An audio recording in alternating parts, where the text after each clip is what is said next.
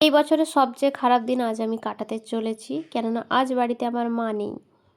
সকালবেলায় একটা আস্ত বড় আকাশ আমার মাথায় ভেঙে পড়েছে। তারপর আর কি আকাশকে সরিয়ে আমি কাজে লেগে পড়লাম। সকালবেলায় এসেছি রান্নাঘরে, আর তোমাদের দেখাচ্ছি কি করছিলাম আমি আলু ভাজা, তার সাথে কারণ মুড়ি খাওয়া হবে। আমাদের এইদিকে সকালের দিকটাতে বেশিরভাগ সময় মুড়ি খাওয়া হয়। আজ মা নেই বলে আমি একটা যাই হোক করে মুড়ি খেয়ে নিচ্ছি। মা যখন থাকে, আমাদের বাড়িতে 5 জন মেম্বার, অন্ততপক্ষে 4 রকম খাবার হয় মুড়ির সাথে। দিন থাকবে কখনো তোমাদের দেখাবো। এরপর আমি চলে এসেছিলাম জল ধরতে। একের পর এক কাজ যেন আমার লেগেই আছে। মা না থাকলে বোঝা যায় মায়ের মর্ম। আমি এর আগে অনেকবার বুঝেছি। যারা মায়ের উপর ডিপেন্ড করে বেঁচে থাকে তারা এটা ভালোই রিলেট করতে পারবে। ভীষণ খারাপ লাগছে বলে বোঝানোর মতো না, একটার পর একটা কাজ যেন লাইন দিয়েই আছে। বাড়িতে একটা মা কত কাজ করে সেটা মা না থাকলে বোঝা যায়। আমি অবশ্য মা থাকলেও বুঝতে পারি, কেননা আমি নিজে কিছু কাজ করি না যেটা আমি মা করতেও দেয় না, মা নিজেই করে দেয়। আর ওটাই আমার সবথেকে বাজে অভ্যাস একটা হয়ে গেছে। করি না মানে পারবো না এই নয়, কিন্তু এই যে পারতে গেলে একটু বেশি কষ্ট হচ্ছে। এখন সমস্তটা জল টল ধরে স্নান করতে যেতে হবে। ভাই আছে দোকানে, বাবা মা দুজনেই নেই। কালকে বিকেলে গেছে মামা বাড়ি, আজকে বিকেলকে আবার চলে আসবে। ছিল 2-4 দিন আগের ব্লগ আমি এখন আপলোড করছি। চলো জল টল ধরা হয়ে গেছে, এবার যাই স্নানে। সকাল সকাল স্নান করে নিতে হবে, নয়তো স্নান করতে করতে আমার 12টা-1টা বেজে যায় গরমকালে।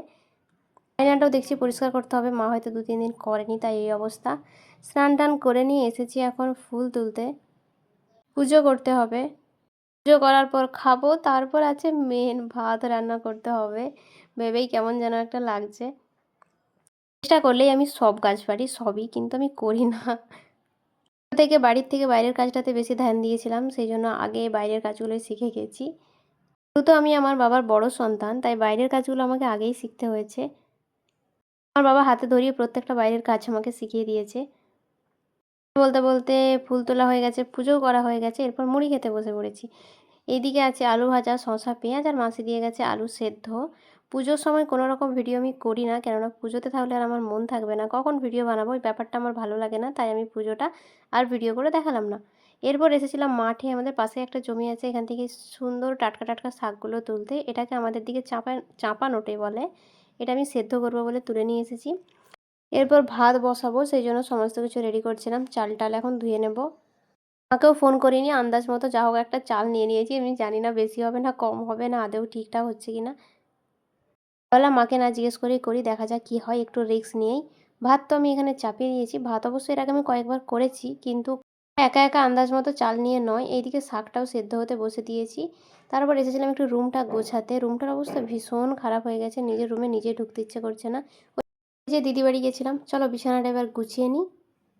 মুড়ি মেরে বিছানাটা গুছিয়ে নিলাম। এরপর আছে আলনাটা পুরোটা গোছাতে হবে। কোথাও যদি আমি যাই আর সেখান থেকে আসার পর আমার রুম আর আলনার অবস্থা বীভৎস খারাপ হয়ে যায়। রাতটা হতে হতে ভাবলাম আলনাটা রুমটা একটু গুছিয়ে নিই। ভাত করব আর ওই শাকটা বসিয়েছি, আলু সেদ্ধ দিয়েছি, আর মাংস আনা হবে। কিন্তু এখন 12:30টার মতো বাজতেই চললো, আমার ভাই এখনও দোকান থেকে বেরোতে পারছে না। আজ ভীষণ চাপ। আলনাটাও গোছানো মোটামুটি হয়ে গেছে। 12টা 40-এ এলো মাংস।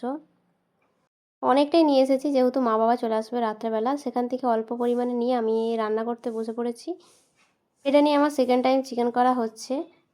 আমার তো বেশ ভালোই লাগে, জানি না কার কেমন লাগবে। এই যে এইদিকে আমার করা হয়েও গেছে। চলো তাহলে আজকের ব্লগ এখানে রেখে দেখা হচ্ছে পরে কোনো ব্লগে। টাটা।